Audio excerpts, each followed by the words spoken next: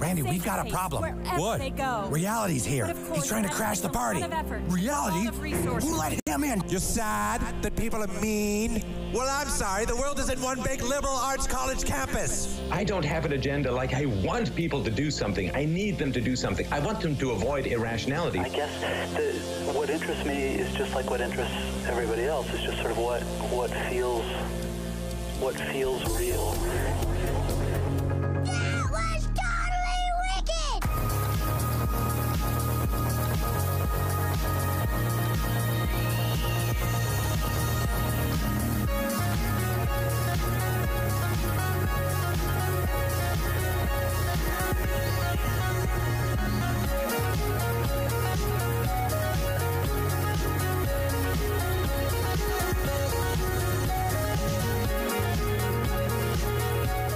Good morning, ladies and gentlemen. Welcome back to another edition of Real News in your morning time. It is 9:03. That's 10:03 Eastern, 9:03 Central. On this Thursday, October 15th. This week, man, this week has just gotten away from me. I promise, swear to you, man. It's one of those weeks. Like, I thought it was Tuesday or Wednesday almost. No, we're already into Thursday. We're doing it big. And it's because so many things have been happening in my personal life. So many things have been happening in the work life. There's been a lot of stories that have been breaking this week. I mean, it is October. I get it. October surprises are going to happen. They are what they are. Let's dive into all of this morning. My name is Mr. Henry. This program you stumbled upon is entitled Real News. David Shine Thompson over there, the other half, probably, possibly, arguably the better half of this program. We all know what's up. Boo, not true. You're the man, buddy. Mr. Henry. How you doing this morning, man? Dude, I'm on cloud nine, man. I didn't get a chance to really talk to you about it yet because we kind of like started the show real fast. Yeah. Because we didn't get much of a pre-show today. But last night, two of my good friends, David and Jessica, threw us a post-wedding party for everybody who couldn't come to the wedding. And it was so awesome, man. It was so awesome. They decorated their yard all beautiful with all these lights, and they had this big table for us all to sit at with decorations, and they made us a cake, and it was just a really nice time. Got to sit around the fire and hang out with friends I haven't talked to in a long time. So I'm just like, I feel so good. That's awesome, man. That's really good to hear, especially during times like this where, especially for y'all that don't know, I think most of the people that watch this program knew that you got married, but I don't think any of them have any basic concept even of how stressful that was. And I don't mean in the general sense of a stressful wedding. Shine, how many times did you guys plan and then replan that wedding? 3, 4, 5 times, something like that? Let's just say there's 3 invitations that some people have, and they're all different. Right. We were supposed to get married in May. Then we were going to get married in the summer. Then we were going to get married. I don't even remember. It's like too much. I know there were 3 sets of invitations because I have all 3 of them. I don't have all of them right here, but like here's one, and there's another one right up there. I have a totally different one downstairs in the fridge still, too. Yeah, exactly. So, it was so stressful. And honestly, like, what was it, like September or so? A lot of people came together, including you, like in your family and like my family and some of our closest friends. And everybody worked together and helped us get it done. And it was better than it could have been.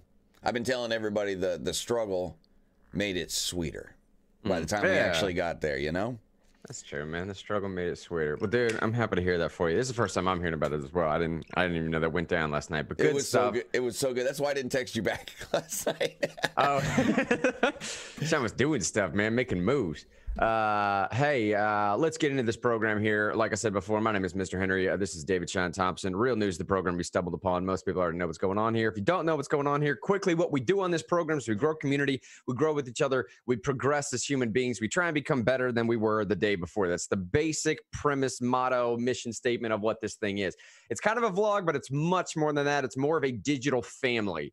And in every sense of the word, for real, it's more of a digital family. We get vulnerable with each other here. We tell each other what's going on in our lives. We try and help each other. We hold each other accountable for becoming a better person. We do all those things on this program, Real News. So if you need anything, if you need help with anything, if you just want to reach out and have us celebrate something with you, like Shine celebrated last night, let us know. We'll celebrate with you. Prayer concerns, help with anything. If you need a hot meal placed on your front doorstep, I don't know. We'll find someone in your area. We're branching all across the United States now, all across the world. We have people all across the globe helping us do this thing, grow this community, whatever we do. That's why we say we love the shares and likes and hearts and all that other stuff. But the only reason we ask for it is so we can grow the community to become a larger family unit than we were before. I honestly don't care if there's 10 of us that are the strongest family unit or 10,000 of us that are the strongest family unit. I just want to make sure that we're growing and progressing with each other, loving on each other, man. There's so little of that in the world today. Everybody's just trying to get a win. I'm not trying to get a win, man. I'm trying to get to know you more, right? You hear what I'm saying? All right, let's get into the program here today. And Shime, if you're okay with it, man, I'm going to gloss over some of the local stories and maybe get back to these later on. We've been doing this last couple days, but some of these national stories are just going to require too much attention. No local stories here in particular. If you want to hit these, you can, Sean. You can show some of these videos in the background while we're talking about it if you want to. But all these things up at the local story section when before I do that, sorry, totally forgot here. Saw it in the show notes, man. Real news, fake news. Another segment of this today. You'll see that as you're coming into Facebook here. If you're on YouTube or if you're on Twitch, we love you for being over there. If you want, I'm trying out some new segments on Facebook as well. Hop over to Facebook. Do the quiz with us real quick, then go back to YouTube if you want to, or whatever's your choice. But it's realnewsradio.live to find all those links. When you jump into Facebook, here's the real news, fake news quiz of the day, and we'll reveal the answer later on in the program. Here's how this story, how this game goes. I read a headline. You tell me if it's a real headline or a fake headline. All right. Here's the headline: Amy Coney Barrett won't say Trump's obvious lawlessness is lawless.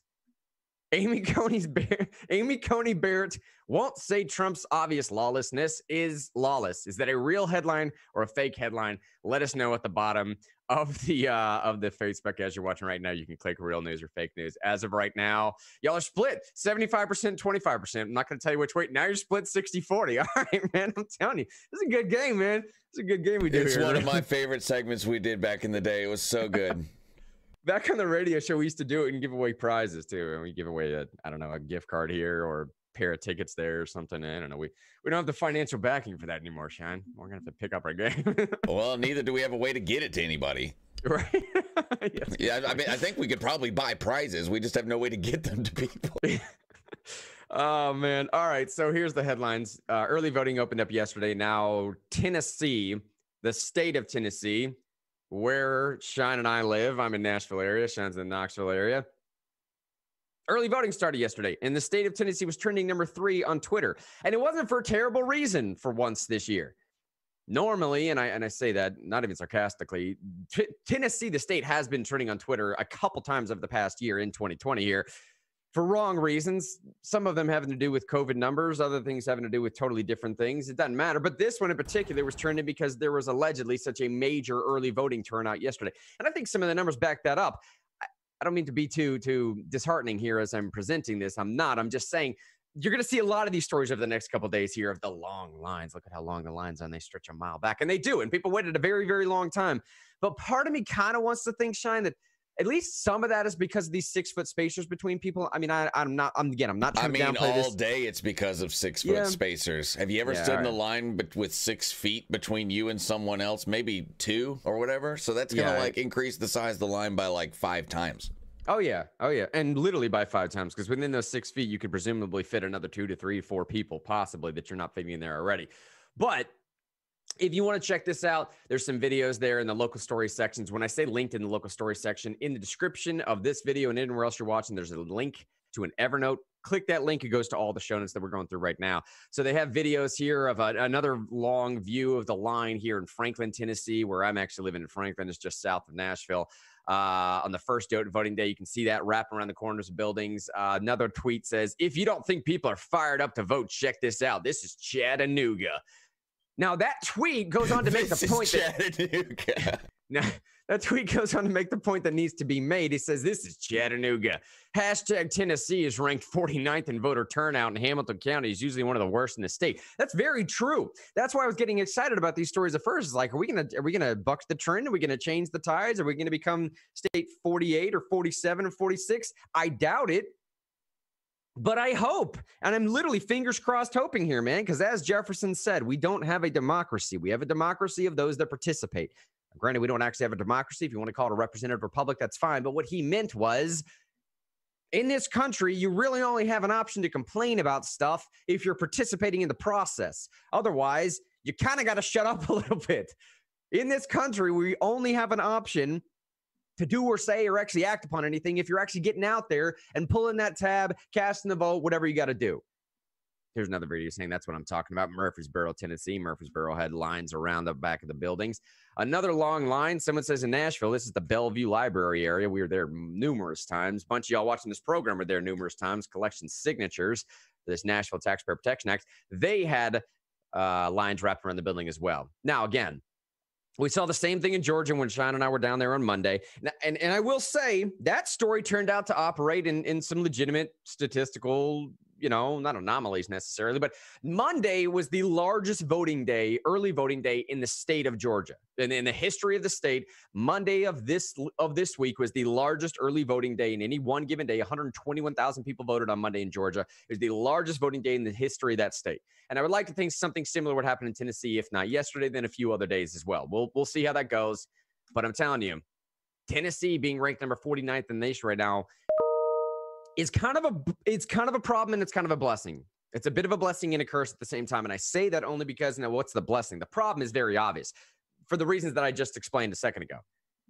The blessing behind that, though, is I'm telling you right now, actually, my deputy state director for Americans for Prosperity, we were talking about this last night. If you live in Tennessee and you believe in activism and you have a cause that you want to do something about, I swear to y'all, there is not a better state to do this in the entire United States than the state of Tennessee. This is not me making a pitch for the company I work for. I don't care what you're out there advocating for. I don't. All I'm saying is because so few people are involved, if you start to make a stink about something, everyone's going to hear you.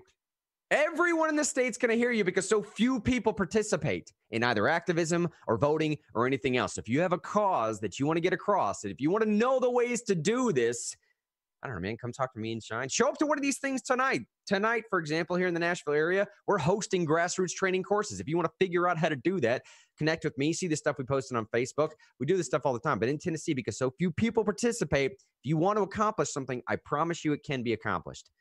There's a few other things in the local story section here, but being that it's 9:15, 10:15 Eastern time, I'm going to jump into some of the national story sections here. If you want to catch up as you can. National story sections here. Let me do some live programming here real quick, Sean.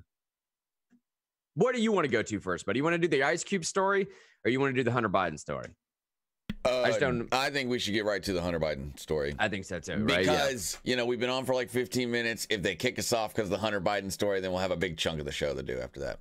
Yeah, that's true. And honestly, it's the biggest news. Yeah. By a long shot. All right, so here's the Hunter Biden story. We have a bunch of people on Facebook, by the way. Jessica's in there with us. Mifty's in there with us. Jonathan, Eric. I think I saw Kelly. Kelly's in there before. Judy's in there. Love all y'all sincerely, for real. Keep the comments up, especially as we're going to this next story. All right, so the Hunter Biden story. Shine, I gave this entire section by itself. And if you could, where I want to start with the Hunter Biden story is oddly enough on the reaction to it, not even the story itself. And as we're doing that, Sean, see that very first YouTube video that's pulled up there right under the Hunter Biden story? Can you pull that up? Because I think this video we're about to play kind of fully encompasses what's happening today. This Hunter Biden story, if you don't know, I'm not going to hide the ball on you here. Okay, there's a TLDR version of this story, which basically goes like this. The New York Post revealed a story yesterday that claims they have a smoking gun email that shows Hunter Biden introducing his father to an executive at a Ukrainian company that Hunter used to work for. The information supposedly comes from a hard drive left at a computer repair shop in Delaware that made its way to Rudy Giuliani's attorney. Now, some people on the left are claiming this was actually sourced by Russian hackers. Some people on the right are saying came from this computer repairman. But everybody across the board is saying this is probably a problem for Joe Biden because several months ago, Joe Biden was losing in the polls because it was looking as if he fired a Ukrainian attorney or prosecutor, rather, for looking into his son and some possible nefarious business dealings that were going on there. That's the quick breakdown. And this story is allegedly supposed to reveal some type of information that's like it's a gotcha moment. It's a smoking gun moment. But I think the real story is this video that Sean's about to play right here. Play that story real quick, that video, Sean. Master Oogway, you summoned me. Is something wrong?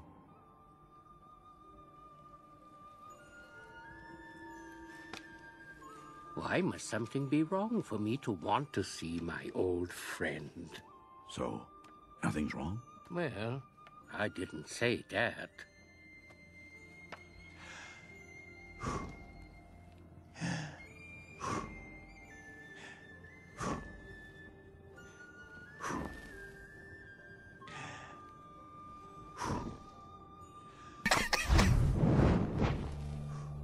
You were saying? I have had a vision. Tai Lung will return.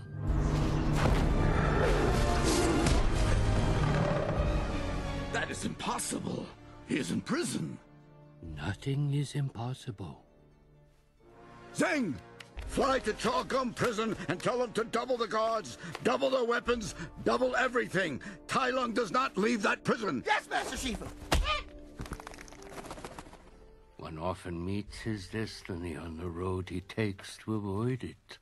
We have to do something. We can't just let him march on the valley and take his revenge. He'll... Your mind is like this water, my friend. When it is agitated, it becomes difficult to see.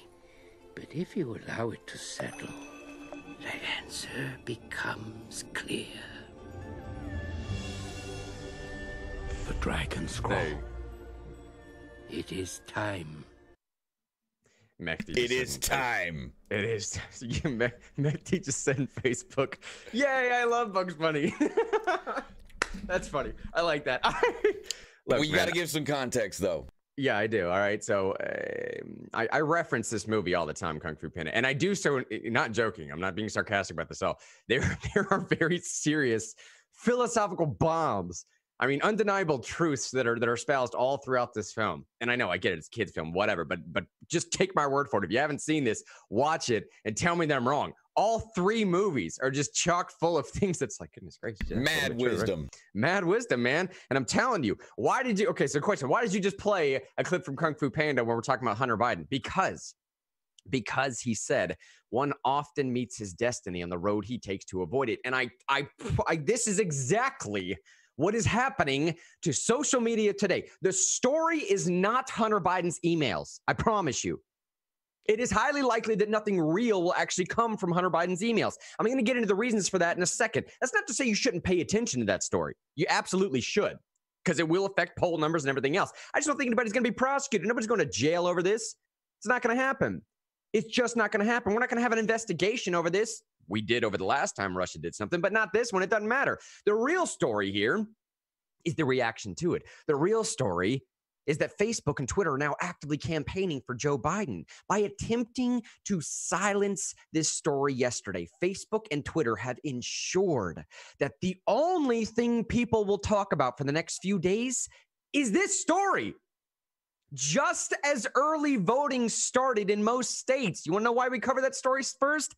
Because just as early voting is starting in most states across the United States, Twitter and Facebook desperately try and cover up a story. And in so doing, they meet the destiny that they attempted to avoid on the road they took to avoid it. Twitter and Facebook are now actively campaigning for Biden. And in doing so, they may have just ensured that he loses this race. When are people going to learn that in America, it's not about the crime, it's about the cover-up? Yeah. Every time. Every time. I'm telling you, dude, I just don't get it. And if you don't know what I'm talking about, again, we went over the Hunter Biden story. I'll get to that in a second. The real story, I promise you, the real story is Section 230 immunity and what Facebook and Twitter did. That is the story. On Wednesday, Facebook and Twitter took steps. It's in the show notes. Follow along if you want to. On Wednesday, Facebook and Twitter took steps to limit the spread of a controversial New York Post story about Democrat nominee Joe Biden's son's work in Ukraine in his response to conservative figures for decrying the platform for improperly censoring speech. Now, the story I'm going over right now is from Slate, oddly enough. On Wednesday morning, Facebook's communication director, Andy Stone. This is all real stuff that I'm about to read. I know it's coming from Slate, and you might think that they're borderline satire, just like Babylon Bee. They're not. They're allegedly still an actual publication that tries to put out truth. I don't know. This is what they're reporting. I specifically went to one of the furthest left versions that I could think of, aside from a Huffington Post, to try and get this, make sure I wasn't going crazy. They report on Wednesday morning, Facebook communications director Andy Stone said in a tweet that his platform, meaning Facebook, would be limiting the article's ability to spread this information. This is the exact quote from Andy Stone, the communications director for Facebook. Quote, while I will intentionally not link to the New York Post, I want to be clear that this story is eligible to be fact-checked by Facebook's third-party fact-checking partners. In the meantime, we are reducing its distribution on our platform. Let me break that down. There's a lot to parse. He started by saying, I'm not going to post it. I'm not going to post it. And y'all shouldn't post it either. He said, I want to be clear.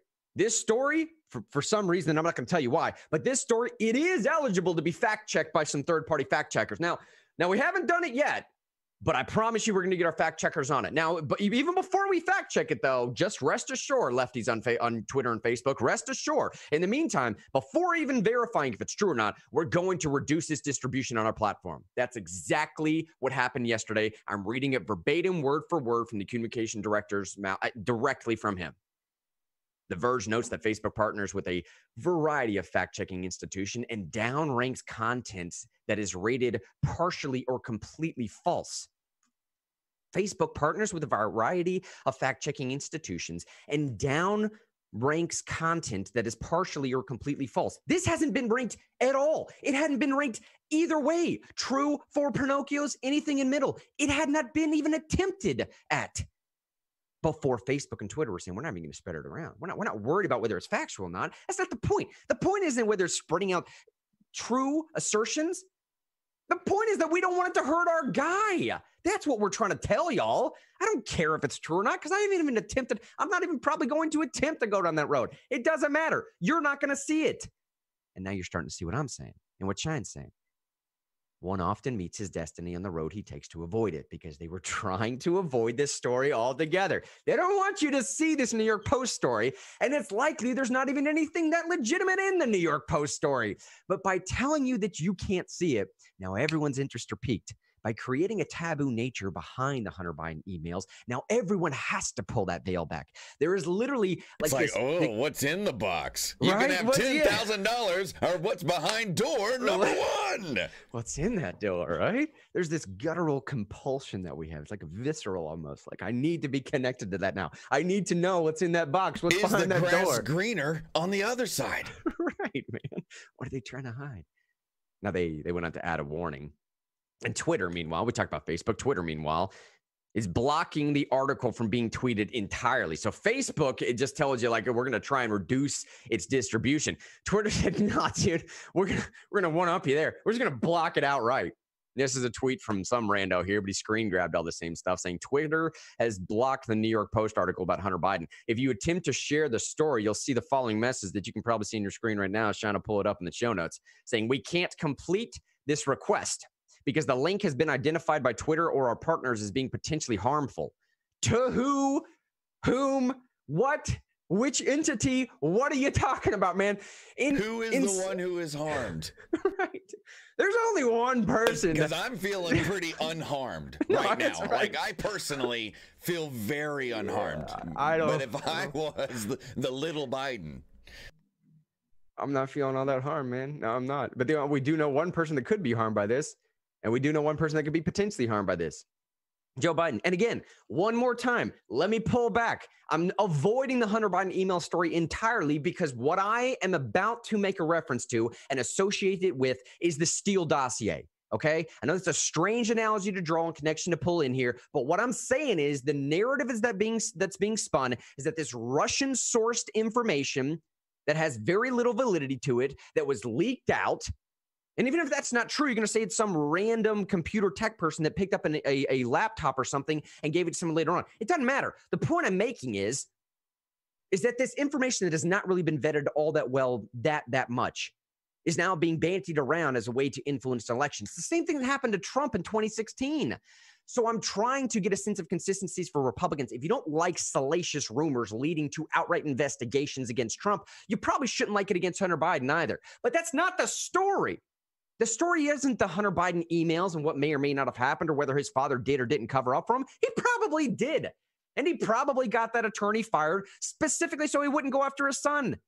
But dude, this is American politics. If we cannot afford to be naive enough to think that doesn't happen all the time. Biden probably made that happen. I'm just saying because it happens all the time, I'm a little bit jaded to it. So that's why I'm trying to avoid that, because it's akin to the Steele dossier. We'll get to that in a second. The real story is this. The real story is what Twitter and Facebook did. When asked for comment about how Twitter did this or what they were doing, Twitter specified its, quote, hacked material policy. Now, again, keep in mind, part of the reason why I'm jumping back and forth between the response and the story is because part of the response is addressing a part of the story that wasn't even there yet. Twitter specified in its hacked material policy, claiming that the material had been hacked. We don't know if it was hacked yet. This was speculation on behalf of the left. The New York Post reported that the information they acquired came from a computer technician, that somebody walked this laptop in there and just left it with him. And then he pulled the hard drive, made a copy of it, and then turned it into the FBI. So right now we have two emerging stories. One is that this stuff is sourced from the FBI. The second is that it's sourced from Russia. Does that sound familiar at all? You get what I'm saying? It's almost as if the Republicans took the Democrat playbook and just flipped it right back around and said, how do you like it, man? You deal with it now. I'm showing everybody the headline from Fox News that said Hunter Biden email story, computer repair store owner describes handing over laptop to FBI. See what I'm saying? So before any of that even happened, before we can even verify if it was a hacked material or not, Twitter responds by citing its own information pertaining to hacked material. Okay, arguendo. Let's go down that road for a second. He says, quote, we don't permit the use of our services to directly distribute content obtained through hacking that contains private information, may put people in physical harm or danger, and contains trade secrets. That suggests the platform may be concerned that the emails were stolen. We've already talked about this, right? But oddly enough, conservative politicians are not the only ones that are questioning that approach. That is to say, Twitter's approach, claiming that we don't spread around hacked information. Don't you? Don't you? Do you not? I remember 4 years ago, you spread it around pretty easily, man. I remember 4 years ago, this thing called the Steele dossier, and the number one page, the Steele dossier was about 30 to 35 accusations against President Trump, cited by a guy named Christopher Steele. He was an MIB agent or something like that. Not MIB, good Lord, dude. The British Special Forces, doesn't matter. He was next. MI4? M6. Somebody in Facebook's going to tell me. Anyways, it doesn't matter. Christopher Steele was an ex-agent with the UK. He put together a bunch of this information, which was not tracked or vetted by anybody at all. Well after the fact. He was either an MI4 or MI5. I can't remember which one, but he was one of them. I think it was MI4, which is the more secret one. The point is that well after the fact, even the Mueller investigation came down and said, like, look, man, half the stuff in the Steele dossier was just utter, outright nonsense. The number one, literally, there was 30 pages devoted to these 30 to 35 different accusations. And the number one thing on the first page, the number one is actually pretty apt to describe it, because it claimed that President Trump was in a bunch of hotels with Russian prostitutes. And let's say number one was involved. That's, I think, the easiest way to say it. That was literally the claim that was being spread about in 2016. A lot of PP stories. A lot of PP stories. A lot of PP stories. And this information was sourced by Russians. The Christopher Steele dossier was sourced by Russians, paid for by Hillary Clinton. I don't have time to get into that right now. But conservatives are not the only ones that are coming out saying that this approach that Twitter's taking currently, saying, hang on, man. Are you telling me? You're telling me that I'm getting a phone call right now? That's Fox News calling me. Yeah, trying to get your Fox. You're hanging on, Fox. I'm doing my own show. Fox. Brett Baer, you can wait, bro. Brett, you can chill out, man. I know we're breaking some stuff here, but come on. Now, Evelyn Doak is a doctoral Harvard law student who studies content moderation, noted that Twitter's explanation for blocking links to the article appears to be at odds with another part of its policy. If you pull up that Twitter link that's highlighted in the show notes right now, what this guy links to and says, this is your own policy, Twitter. Here's what you're saying is not a violation of your policy, saying you can discuss a hack that has taken place, including reporting on a hack or sharing press coverage of a hacking, provided that you don't include someone's private information that could put people at risk or physical harm or danger, and or information related to trade secrets. So this guy comes out, he's a doctoral student in Harvard Law, and says, what are you talking about, Twitter? This is basic First Amendment stuff, man. You probably don't even need to go to law school to understand this assessment. You can clearly report on stuff that's been hacked. As long as you're not doing the hacking and as long as you're not releasing private information yourself. What do y'all think you did all throughout 2016? And again, one more time, let me say this. None of this even matters. I don't even care about what the facts are necessarily in the Hunter Biden email story, which I'm about to get to in a second. But I told you before, I personally believe that it's highly likely nothing will even come from this story by way of a prosecution anyways. Most of the voting populace made its mind up on this topic well before this New York Post decided to publish it. But none of that matters, again, not now, because Facebook and Twitter have created absolute hysteria. Their overt censorship has become the story, thereby compelling everyone to look into what they are trying to hide, regardless of the fact that there may not even be anything to hide to begin with. By attempting to silence this story, Facebook and Twitter have ensured that the only thing people will talk about for the next few days is this story, just as early voting starts. And to round this whole thing out before we actually get in, and then I'll hit some of the comments, and then we'll go into what the actual email story is if you even want to. Clarence Thomas just came out and said, hey, Section 230 immunities, maybe they're applied too broadly. Clarence Thomas, coincidentally enough, said this on October 13th, 2 days ago before the story broke. And remember, I started this whole thing saying this is a story about creating a scenario that you were trying to avoid. This is a story about meeting your destiny on the road you take to avoid it. This is a story about Twitter and Facebook stumping and campaigning for Biden. That's what the story is now. And you heard me say before, the story also has to do with something called Section 230. Section 230 is what gives Facebook and Twitter the ability to not be sued for something you or I or Shine or anyone else post on their website. Social media companies are called platforms, as opposed to your average media source, which is called a publisher. New York Times is a publisher. Facebook is a platform. The basic idea is this. Facebook has 3.5 billion people on there. If one of them goes out there and says, I don't know, something salacious, something that could be considered defamatory, you make up some claim about something someone else did and they didn't do, and it harms their reputation or their business or something else to that effect, and you knew it was malicious at the time and you still did it anyways, Facebook can't be held liable for that. Conversely, if I were to write an op-ed to the New York Times and do the exact same thing, I make up some rumor about Shine and said he did something that he didn't, and it harmed his reputation and his business went under. And New York Times knew that was a lie at the time. They knew it was malicious, and they had intent to produce it, and they did publish it on my behalf. Shine could sue the New York Times. Right? You see the difference there? Can't sue Facebook, can sue New York Times. Because the general idea is that the New York Times is responsible for what is produced under its publication. The general idea is that Facebook should not be responsible for what is produced on its platform. Clarence Thomas came out 3 days ago and said, look, man, some of the stuff that Facebook and Twitter are doing now, they're starting to get to the point where they're looking like publishers. They're starting to get to the point where they're going to lose that Section 230 immunity because it's starting to look like they are trying to be responsible for what is curated on their sites. And if you claim responsibility for what's curated on your sites, now all of a sudden you lose the immunity that you had under the platform.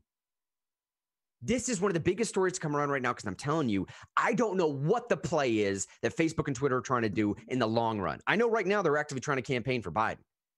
But this is the story. The story is the censorship. The story is not necessarily the Hunter Biden emails. It is. Pay attention to that. Focus on it. But pay more attention to what's going on right now. I guarantee you Facebook and Twitter are not being proactive. They're being reactionary. Sure. And that is a symptom of trouble all day. Because if they want to get into politics, they shouldn't have never got in there. But if you want to get into politics, reactionary is the road to failure. All day, all night. That's the way it is. And to me, maybe even that guy from Facebook may have acted on his own immediately. Right. You know what I'm saying? It may not have been a company thing. Yeah. And how many times do you think people have either been banned or stories have been taken down where it's probably just a Twitter moderator? You know what I'm saying? Or a lawyer at Twitter. And I feel it just has the feeling of reactionary. It doesn't feel like they had a plan, like this is what we do. Here's the plan, and if emails come out about Biden here, I don't think it was like that, dude. I think it's a very reactionary thing. But anyway, I just wanted to throw that out there. Well, no, I think you're right too. I think it was reactionary, but in that reaction, we're seeing exactly where their loyalties lie right now. And let me say this, okay? I'm going to cap all this off with something that I think most of y'all may not appreciate, but I need to remain consistent on this point. I don't even care that they did it. I mean, in the grand scheme of things, I don't even want any action to be taken against them. I know there's a lot of conservatives out there. Ted Cruz is one of them that's really pushing this charge. Josh Hawley is another one that's pushing this charge. They would like to see neutral arbiter or neutral platform language added to Section 230, meaning they want to make sure that if you have a Section 230 immunity, that you're letting left and right play fair, that you're not picking and choosing. I don't think you should do that. I don't care if Facebook creates a terrible product, and I don't care if Twitter creates a terrible product. Frankly, I'm a little bit happy that this happened because this is full display, lens removed, true vulnerability, showing these companies for what they are. Now, most of you are like, we didn't need something like this to know that. I get that, but you guys, this is the greatest audience in the nation here. You guys are, without blowing too much smoke, a little bit more in tune with this stuff than most of the people that are out there average walking around the streets right now. The average individual walking around America or any other country right now would not agree with you that, hey, there might be a bias going on Facebook or Twitter. And everyone on the left would certainly disagree with that statement. But frankly, in a libertarian sense, I don't care. Dude, be a private company. Create the worst product you want to. Drive this thing in the ground if you want to. I would love to see you do that. Drive it in the ground. Create a product that's so terrible that nobody wants to follow anymore, because everybody knows that when you go to Facebook and you go to Twitter, you're not getting truth.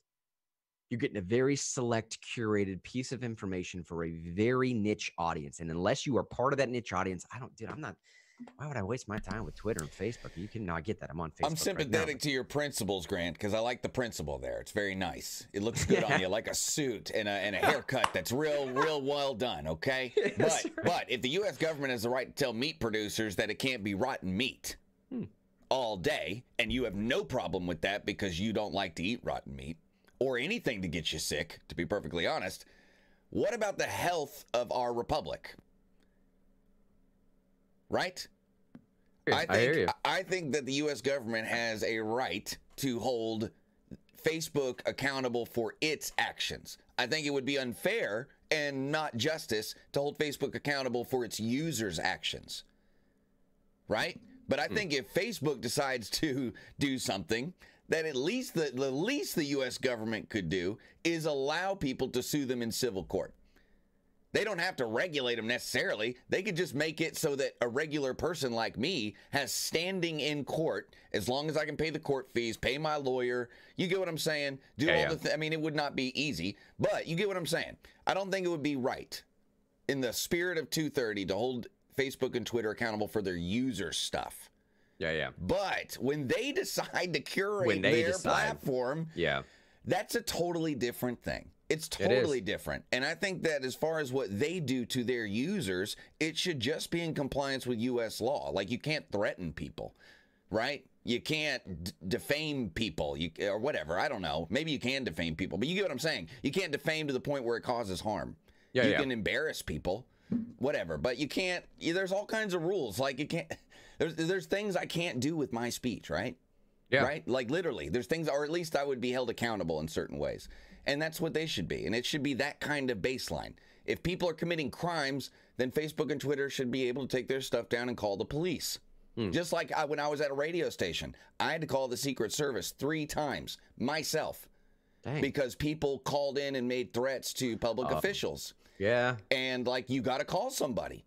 Like, that you had in the studio at the time with you or something, you mean? Not in person, telephone calls. And I'd have to... No, that's what I mean. Like, the politician was in the studio with you at the time, like you were interviewing. No, okay. They just call up and say, hey, we should get this guy. And I'm like... Oh, okay. Well, I'm not going to let that slide. I'm going to call the Secret Service. And obviously, I think you know who I'm talking about if I'm calling the Secret Service, right? Yeah. I'm just not going to get into it. But you get the point. Like, that was my duty, right? As someone who is working at a place that's spreading out information, that was my duty. So Twitter and Facebook kind of have that duty too. But they don't have a duty to arbitrarily block stuff on the base that doesn't have any basis in harm for people. But that's my opinion. Mekti says in Facebook here, good point. The actual story is censorship. Thankfully, they showed their true colors. Now, he wrote that comment 19 minutes ago. So this whole rant I just went on, maybe I should attribute to him because he kind of made that point before I made it. But it's true. They are showing their own colors here. Jonathan, good on you, Mekti. Jonathan said, well, if you didn't know, Twitter is getting sued for their bias. There are multiple lawsuits that are going on right now. Jonathan is correct about that. There are many, many people trying to, and this is always how it happens, just so everyone knows. This is a standard, a staple in law, that law is always, and I suppose inevitably always will be, years and years behind technology. It's just for very clear, logical reasons, that's how it's going to be. I mean, in some senses, we're decades behind where we probably need to be for the law to catch up to what the technology actually is right now. But what are you going to do? You have to allow fact patterns to arise as they do organically, hit the case where it needs to. You can't rule on hypotheticals is the point I'm making, right? Anyways. Matt says, I brought up Biden and Burisma. This is true. Listen to what Matt's about to say right here now. I don't even know if Matt's still in the show with us right now, but Matt is a guy on Facebook. He listens to the show way back in the day. He actually used to come on the radio with us every Monday for a little while or something. He called and brought up Biden and Burisma and the Soros-backed Ukrainian coup on this show in 2015. In 2015, he brought up this stuff with us then. I mean, one of the very first shows that we had, he was calling in and talking. At the time, he was blowing my mind because I had no clue what he was talking about. I wasn't able to follow it at the time. But people have been, and this is what I'm saying. This is part of the reason why I'm saying the Hunter Biden email scenario is probably not the biggest story today, because people that are in the know have been talking about this for 5 or 6 or 7 years. Some people that have really been following this have been talking about this since the day after that video released of Joe Biden talking to a room full of people. I have the video in the show notes if we want to look at it. Biden saying yeah, man. Play it. I've had it queued up. Oh, really? Well, yeah, go ahead and play it then, because this is a little bit of what Matt Burns is talking about. And just if you don't know what's going on, the email that was released is lending more credibility to this story that you're about to hear Joe Biden talk about. Okay, Joe Biden saying he's going to go in. Joe Biden brags about Ukrainian prosecution fraud. Yeah, exactly. He brags about getting a prosecutor fired because the play was that Biden's going to go in there and offer Ukraine $1 billion, B like boy, $1 billion of aid if Ukraine fires one of its prosecutors, the prosecutor that so happened to be looking into his son at the time. Now, what that connection is, I don't care. I don't know. Doesn't matter. Not for the time being. The story you need to know, though, here is understand also that President Donald Trump was impeached for essentially the same thing. President Donald Trump reached out to a Ukrainian president and said, if you announce an investigation into this Burisma deal right here that we're talking about, then maybe we can have a conversation about exchanging more money. And President Donald Trump's justification for that conversation was, look, man, there might be a legitimate cause of concern that the guy's about to run for president may have some blackmail on him. We kind of want to figure out what that situation sounds very Michael Floyd-esque. Does it not? And I bring that comparison up because on the one hand, we impeached a dude over it. On the other hand, it just kind of just float off into the distance there. Don't worry about it. Here's the video of Joe Biden admitting to all that. Go ahead, Sean.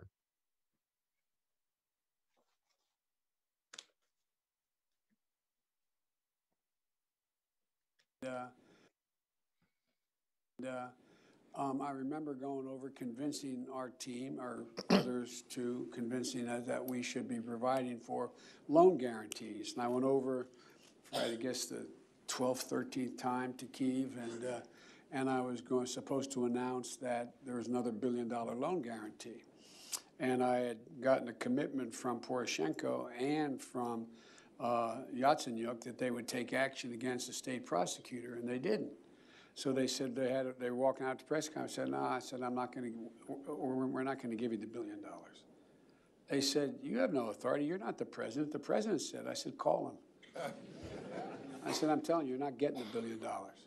I said, you're not getting the $1 billion. I'm going to be leaving here. And I think it was, 6 hours? I said, I'm leaving in 6 hours. If the prosecutor's not fired, you're not getting the money. Well, son of a bitch. Got fired. And they put in place someone who was solid. All right, so I don't know what else you're supposed to make of that. I mean, so, the Washington Post came out with an article today allegedly refuting the New York Post timeline, and I just keep going back to this video. Nobody is refuting that scenario took place. Or the only thing people are refuting was the motivation behind it. Like anybody that is trying to be I don't even know the better way to say this. There was nothing else to say that the people are delusional if you don't believe. It is utter delusion if you don't believe that Joe Biden had a scenario where he said, you fire this guy and I'll give you $1 billion. That did happen. You just heard him say from his own mouth. The only thing that people are arguing over was the motivation behind why he should do that. The left is saying that the motivation was because there was a community consensus, meaning an international body had gotten together and said, this prosecutor's corrupt. America, can you put a little bit of pressure on him using your money? The right is saying that Biden was doing that because he was trying to get rid of a prosecution that was against his son. This whole Burisma deal is wrapped up in all this stuff. And the emails are allegedly supposed to lend more credence to that idea. And I might be thinking, I don't know, dude, it may not be mutually exclusive. It could have just sort of serendipitously worked out that he gets 2 birds with 1 stone. I don't know, man. Both could be true at the same time, or neither one of them could be true. I don't know. I don't know.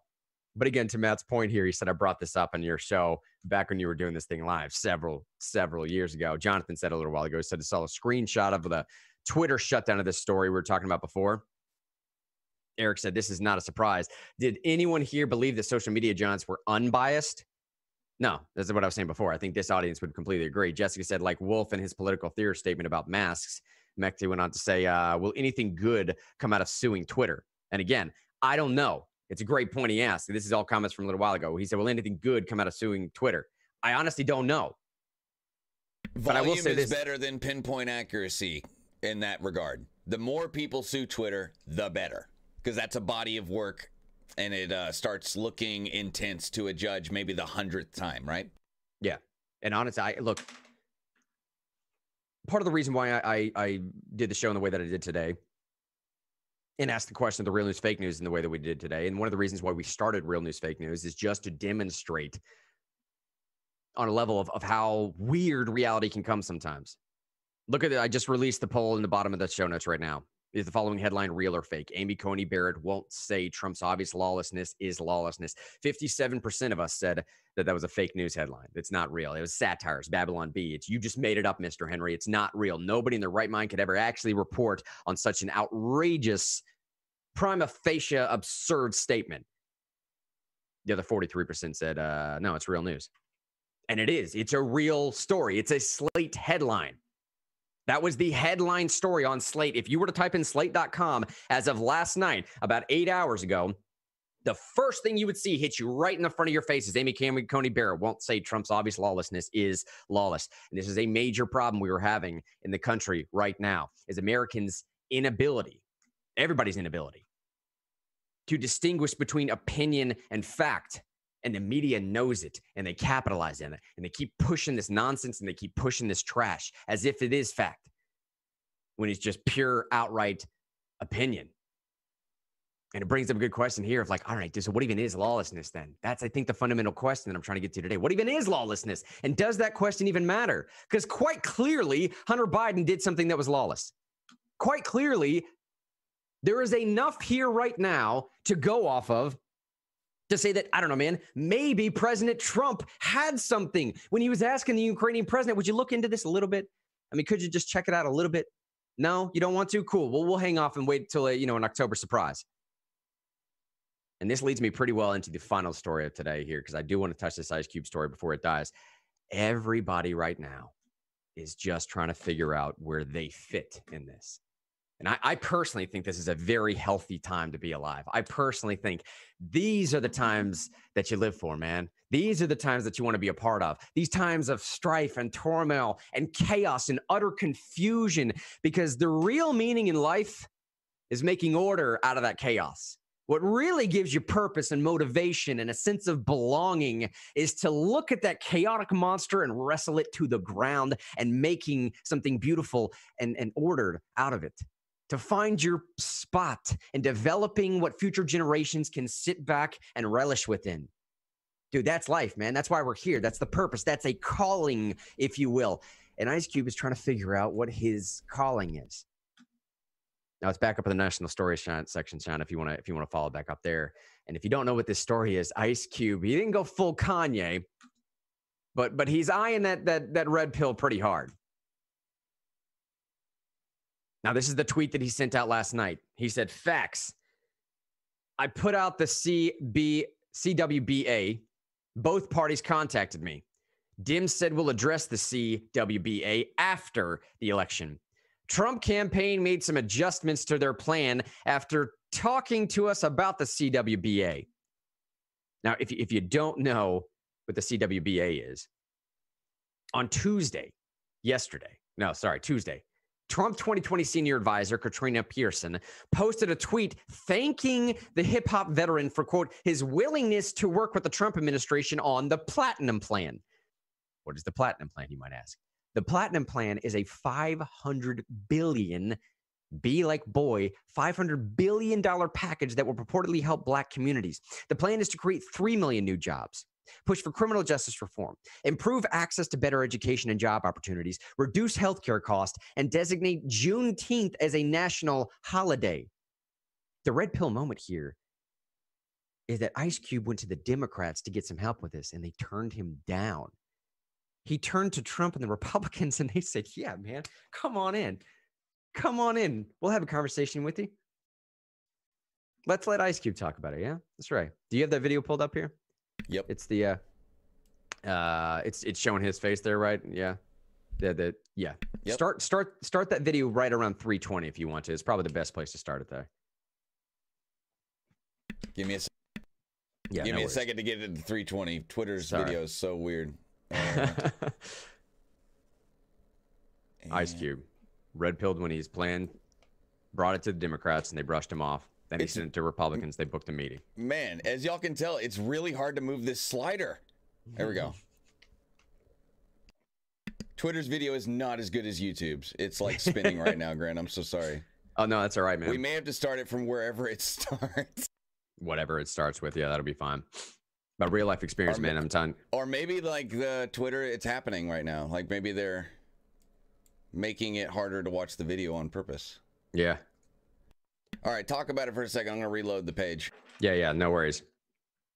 So obviously you're seeing what's happening right now, and the reaction to Ice Cube coming out and saying what's happening right now, that he took this to Democrats. They didn't want anything to do with it until after the election. Until after the election. That's his words. He says both parties contacted me. Grant, he's talking. Let's do it. Oh, here you go. Over the last few months, I've been really going deep into this political space. You know, we love all the other races of the world, but so putting our hopes and dreams behind any of them just don't work. We gotta make them do what we want them to do. And there's only a few ways to do that. Now, I've been making contacts, trying to, talk about these real issues, straight up, I believe the Democrats they've been nice, they've been cordial, so to speak. I don't really see them pushing their policies in any different direction. They're still talking this minority, people of color shit that don't necessarily include us, that don't necessarily include Black Americans, especially descendants of slaves, ADOS, American descendants of slaves. That ain't specifically us, it's everybody. We ain't gonna get shit. Because when you look around, everybody hates us. So we still at the bottom of that. I think the Democrats, they got every Black celebrity and shit on their team, so they just figure, tell Q to shut the fuck up and vote. And so I ain't gonna do that. I'm gonna push the program. We got a program, I'm pushing it on everybody. We also met with the Republicans and shit. They brought us in, we talked to them. They've moved their agenda a lot because of what we said. They put $500 billion on the table, and but who knows? Who knows what's gonna really happen? I just know one of them gonna win. And I don't know if it can really matter to us. We gotta just push whoever is in there, because ain't nobody really solved our problems. You know, people say we can't take another 4 years of this. And black people, we could take anything, shit.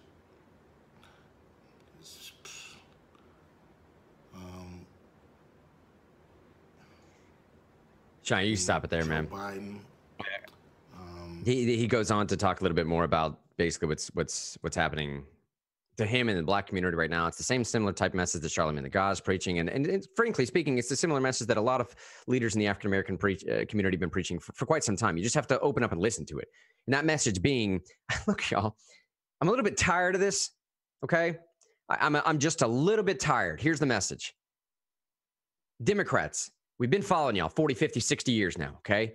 And you haven't done anything. Not a single thing have you done. Not a single thing have you done for us. Not a single thing have you actually provided for. Not a single promise have you delivered on. Nothing that you have done has helped us. And frankly speaking, it seems that everything you have done has harmed our communities detrimentally in one way or another. I don't trust you anymore. Now, with that being said, because I've been scorned and burned for such a long time by the party that I put my entire faith into, all of us, every single one of us in this community, put our entire faith into 95, 96, 97% of the voting bloc you've had for decades. And I don't trust you anymore. That's not to say I trust y'all anymore either. It's not to say I trust the Republicans either. I've been scorned. I've been burned for a generation or two. Who am I supposed to trust out here aside from the people in my community? That's the message right now. The messengers right now, I don't know who to trust because I've been screwed by all y'all. But these Republicans are starting to say something. They're starting to give me a seat at the table. They're starting to listen to me. This guy, President Trump over here, I don't know, man. He's as bombastic as you say he is. I don't like him any more than you do. But frankly speaking, he passed that First Step Act. He's actually eyeballing criminal justice reform.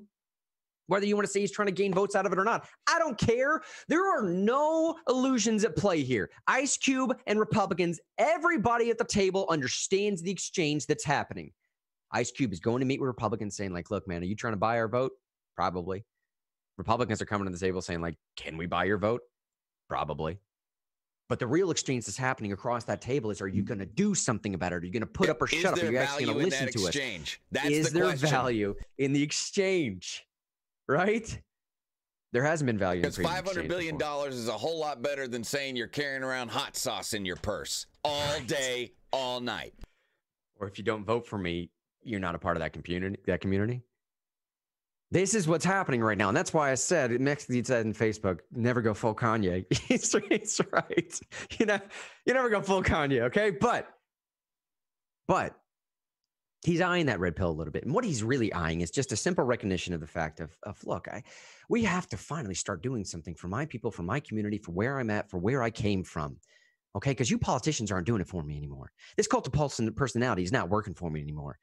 It's us being viewed as a monolith, as just a massive structure, a voting block that will always be with you. That is not working for us anymore. I need to start looking out for mine and my own and what my community needs. And whichever one of y'all is going to give it to me, I'm going to go talk to you.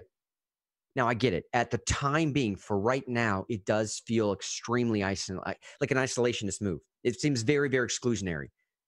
But you have to understand where Ice Cube and a lot of these other leaders are coming from. They've been burned. They've been scorned. Who should they trust?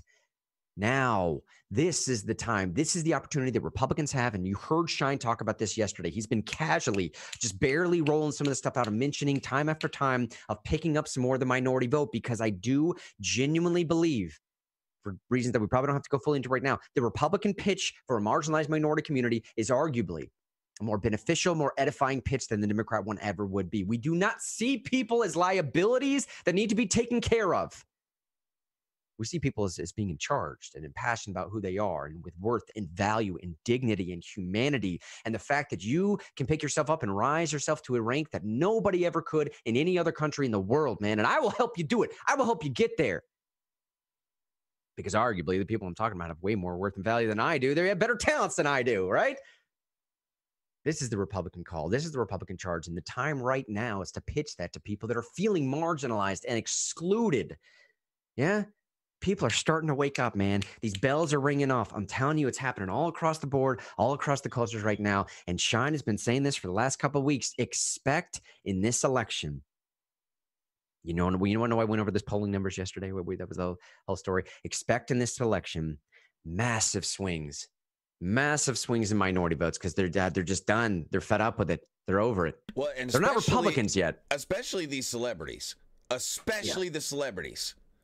People like Ice Cube, Charlamagne the God, Kanye West, and then there's a myriad of others. You know what they're saying now? Keep your recognition. I have fame, whatever.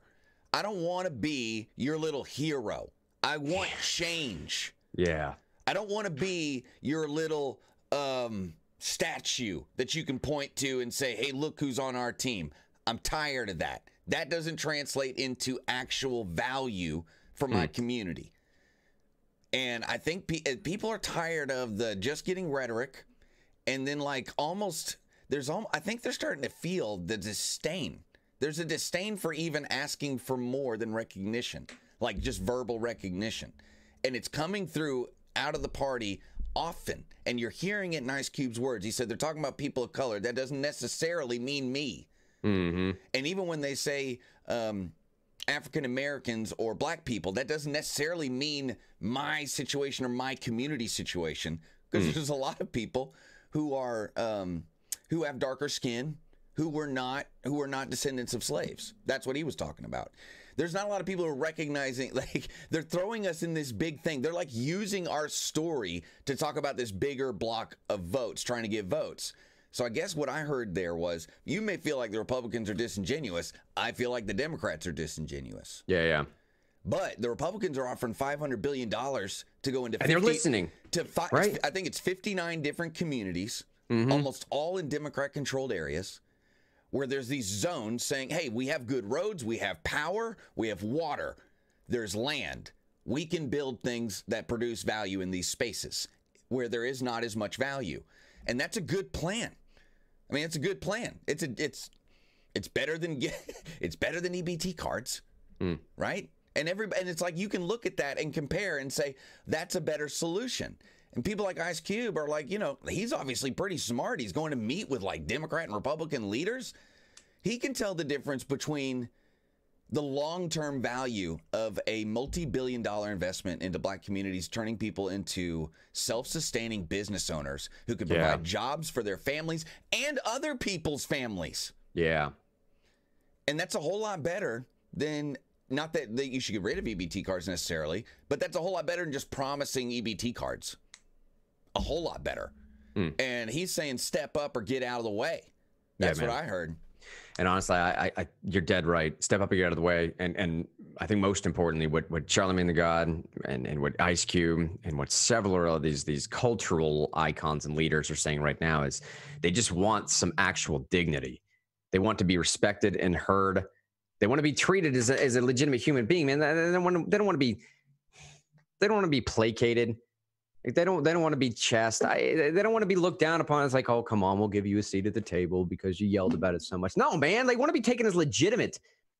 They want to be heard. They want to have their voices heard. And I think one of the biggest things that everybody does, man, that's what human dignity is, to recognize my worth. I think one of the biggest things that Ice Cube is saying is like, look, man, I went to the Democrats and they said, these are his words. You're reading the same tweet that I am. He said, I went to the Democrats and they told me to wait until after the election. I went to the Republicans and they gave me a seat at the table. Now, I'm sure when you heard him talk about that, that was a little bit of a controversial thing to say, and it was a little bit of a controversial thing to believe. But at the end of the day, I don't think Ice Cube, he doesn't care if it's Democrats or Republicans or Green Party, Libertarian. He doesn't care, man. He just wants to make sure that he's having a conversation that can better his community somehow. And I'm telling you right now, that's the message that we all need to get behind. Hey, Grant, this is kind of a weird transition. You said it was the end of the show, so don't feel bad about throwing in one more thing. But I feel like when he went to go meet with Democratic leaders, I want to play a video of Nancy Pelosi and Wolf Blitzer. And I believe part of the reason that he made that video is he probably got a similar response from Democratic leaders that Wolf Blitzer got from Nancy Pelosi the other day. And I say that because it seems to be part of the culture of the Democratic elite right now. And the phrase you got that really stands out here in this video, and I'm about to play it for you, is "you don't know what you're talking about." And I bet that's what him and his group heard when he went to, and I'll prove it to you right now. Because if they'll say it in public, they'll say it in private. As you know, there are Americans who are being evicted from their homes. They can't pay the rent. Many Americans are waiting in food lines for the first time in their lives. Can you look them in the eye, Madam Speaker, and explain why you don't want to accept the president's latest stimulus offer? Well, because, thank you very much, Wolf, and I hope you'll ask the same question of the Republicans about why they don't really want to meet the needs of the American people. But let me say to those people, because all of my colleagues, we represent these people. I have for over 30 years represented my constituents. I know what their needs are. I listen to them, and their needs are not addressed in the president's proposal. So when you say to me, why don't you accept theirs? Why don't they accept ours? Our legislation is there to do three things primarily: to honor our workers, honor our heroes, our healthcare workers, our police and fire first responders, our teachers, our transportation, sanitation, food workers, the people who make our lives work. We couldn't be doing what we're doing without them. Many of them have risked their lives so that to save lives, and now they will lose their jobs because Mitch McConnell says let the states go bankrupt. Excuse me for interrupting, let the states go bankrupt. Madam Speaker, but they really need the money right now, and even members of your own. I understand that, but even members of your own caucus. Even members of your own caucus, Madam Speaker, want to accept this deal. $1.8 trillion. Congressman Ro Khanna, for example. But let me just quote Ro Khanna, a man you know well. I assume you admire him. He's a Democrat. And he just said this. He said, people in need can't wait until February. $1.8 trillion is significant and more than twice the Obama stimulus. Make a deal. Put the ball in McConnell court. So what do you say to Ro Khanna? What I say to you is, I don't know why you're always an apologist, and many of your colleagues apologists for the Republican position. Ro Khanna, that's nice. That isn't what we're going to do, and nobody's waiting till February. I want this very much now. So just, I know there's so much video, but I got to point out there. He quoted a Democrat, and then he's Wolf Blitzer, and all of a sudden, Ro Khanna and Wolf Blitzer are apologists for Republicans because they disagree with Nancy Pelosi. How likely is it that Ice Cube or other people like him heard something similar but a lot more vile? Yeah. Because people need help now. But it's no use giving them a false thing just because the president wants to put a check with his name on it in the mail, that we should not be doing all we can to help people pay the rent, put food on the table, to enhance benefits, that they don't lose their jobs if they're state and local, we're talking about the consequences of a pandemic, that the symptoms of a problem that the president refuses to address. But you know, and that is the coronavirus. We know that is we the know coronavirus. The problem out there, but there are millions of Americans who have lost their jobs. They can't pay the rent. Their kids need the food. That's right, and that's what we're trying to get done. $1.8 trillion, and the president just tweeted, stimulus, go big or go home. He wants even more right now, so why not work out a deal with him, and don't let the perfect, as they say here in Washington, be the enemy of the good. Well, I will not let the wrong be the enemy of the right. What's wrong with $1.8 trillion? Look at Wolf Blitzer with that Tucker Carlson face on him right now. That is so good. Well, you know what? Do you have any idea what the difference is between the spending that they have in their bill and that we have in our bill? Do you realize that they have come back and said all these things for child tax credits and earned income tax credits, for helping people who have lost their jobs, are eliminated in their bill? Do you realize they pay no respect to the fact that child care is very important for people whose children cannot go to school? Did they not give you my talking points, Wolf? And yet they minimize the need for child care, which is the threshold with which people, mothers and fathers, can go to work if they have that. Do you have any idea of how That's precisely why, Madam Speaker, they're concerned? That's why it's so important right now. Yesterday I spoke to Andrew Yang, who says the same thing. It's not everything you want, but you know but there's a lot there. honest to God, you really, I can't get over it because Andrew Yang, he's lovely. Ro Khanna, he's lovely. They are not negotiating this situation. They have no idea of the particulars. They have no idea of what the language is here. I didn't come over here to have, so you're the apologist for the Obama God forbid. Madam Speaker, I'm not an apologist. I'm asking you.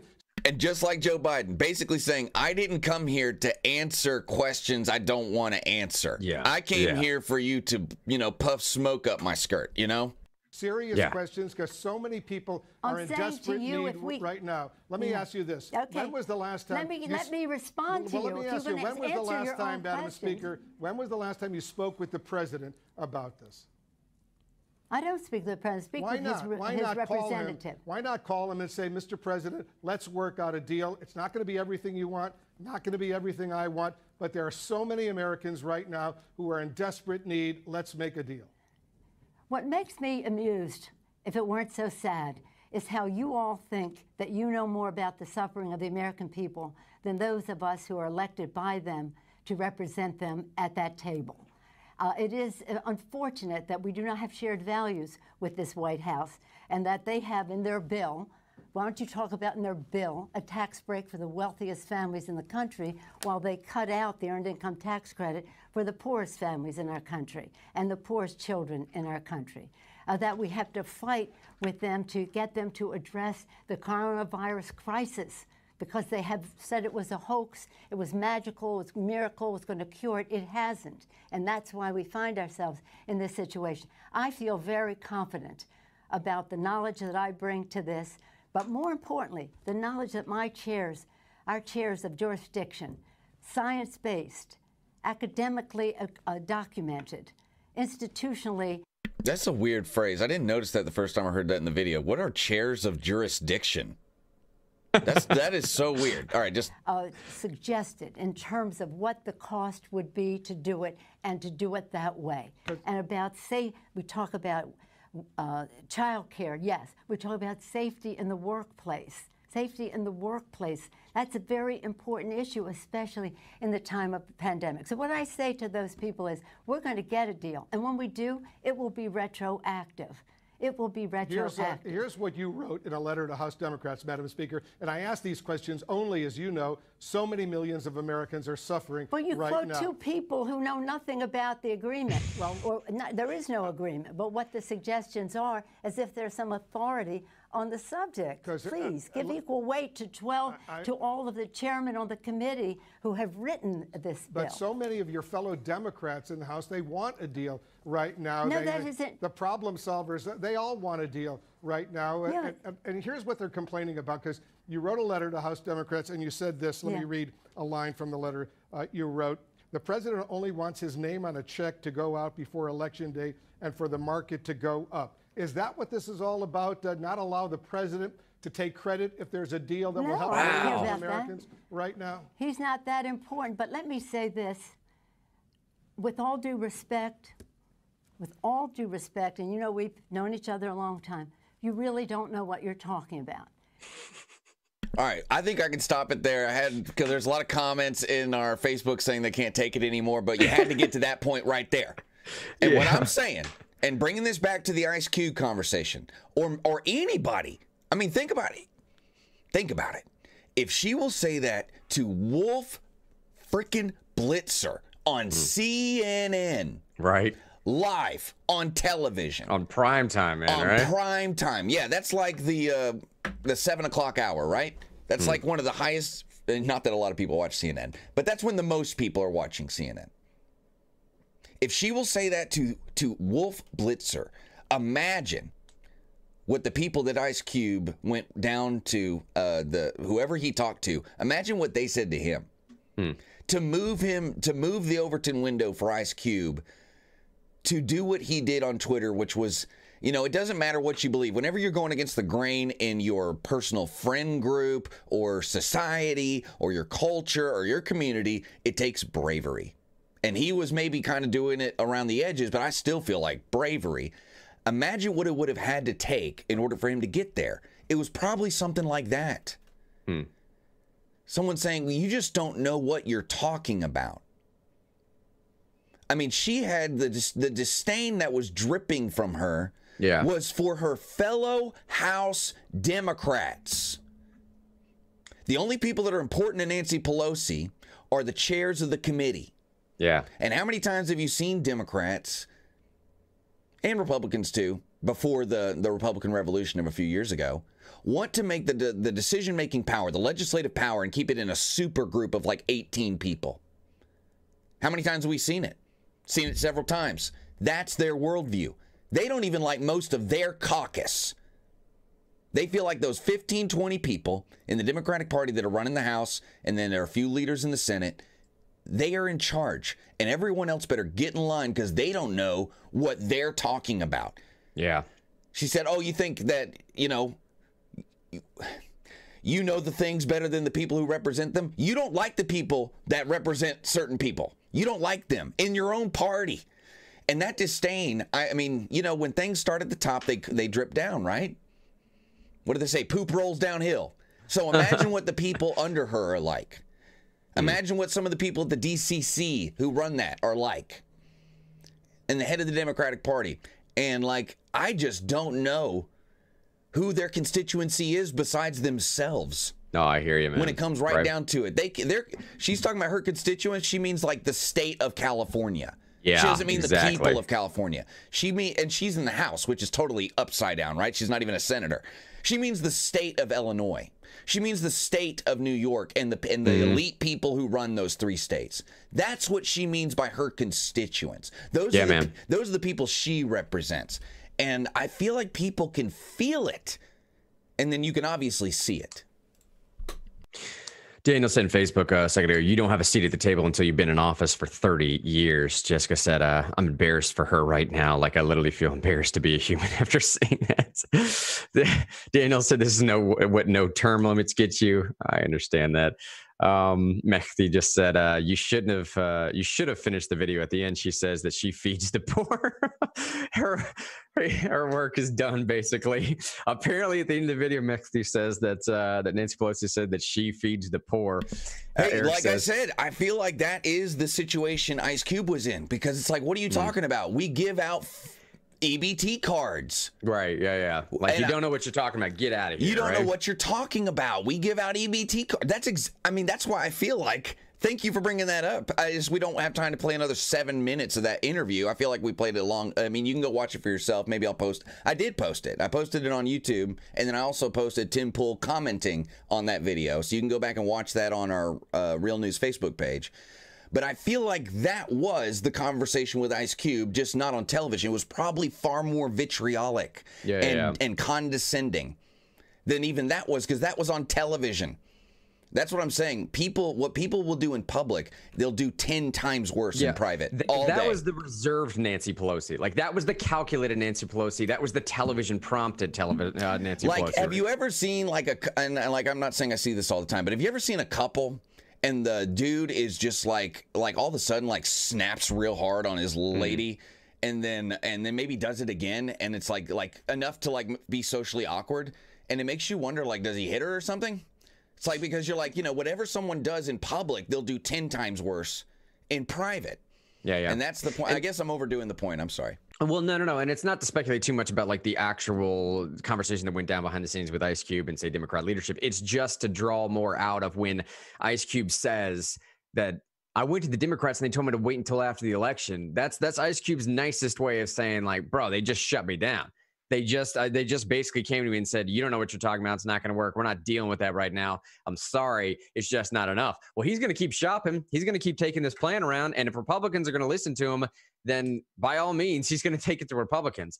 And as we end the program here, yet one more time, let me pitch why we do what we do here in Real News. Maybe a strange way to pull it into the Ice Cube story, but just understand, okay? One of the reasons why we keep asking y'all to have conversations with people that you disagree with. And in the midst of those conversations, constantly, this small, still subtle little voice, subconscious, right way back here in the cortex somewhere, when it keeps whispering to you to make sure that this person is a friend at the end of this conversation, despite the disagreements. This is part of the reason why we say that, because if we can express this message to enough people at any given time, it goes beyond politics. It surpasses race, religion, national origin, creed. It surpasses all that stuff and just gets to the core of what we all are. It gets to the core of what is meaning. It gets to the core of what I believe to be motivation and meaning and calling in life, to making order out of this chaos that we're all in right now. These are the times to live, y'all. I'm telling you. These are the times to build up for future generations that will be better off than we are right now. I'm not trying to make too big of a thing about what Republicans did with Ice Cube. I'm not. They had their own clear ulterior motives involved. But for us, for you and I, the conversations that we have every single day, if you find yourself getting on edge where you're getting a little bit irritated, a little bit agitated, you don't want to continue forward, say a kind word, express something nice to someone, reach out to someone you disagree with. If you're harboring ill will or hard feelings towards someone else, ask for forgiveness from that person, for goodness sake, man. For even having those feelings. I promise you, dropping the pride and becoming a little bit vulnerable the very first time you do it, you will see the power in that exchange. I promise you will see the power in that exchange, because the other person will usually do the exact same thing. Yeah? And whatever that is, whatever I just described, this thing that we can't even articulate, whatever this version of life is so much more powerful than anything a D or an R or an L or a G or any other letter in front of their name in politics could ever give to you. Hey, my name is Mr. Henry, 1022, a little bit late today. David Sean Thompson over there. We love y'all for real. Y'all are why we do what we do. We will be back tomorrow doing it big. See you then. Peace.